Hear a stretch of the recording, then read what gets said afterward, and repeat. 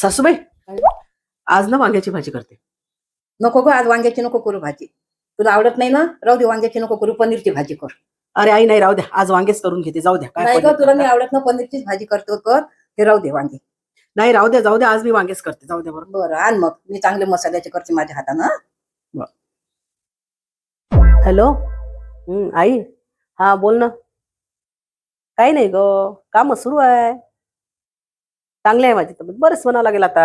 मग काय तर. मग अगं, मला भाजी नाही करता येत ह्या घरात माझ्या मनाने, माहित आहे. तर तुला माहित आहे ना की मला वांगे आवडत नाही, मला वांगे चालत नाही. माझी सासूबाई म्हणते की वांगेच कर. त्यांना म्हटलं आपण पनीर करू. काही करायचं नाही म्हणे पनीर.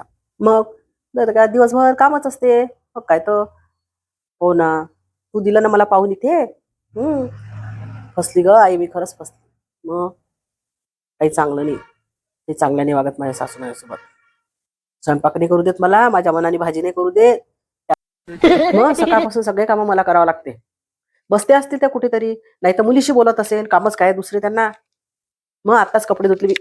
अगं, तू जिजेची माझ्या चुगल्या करत आहे ना, ती पण तिच्या घरी अशीच वागते सुनेची. सून काही खुश नाही आहे तिच्यापासून. आली मोठी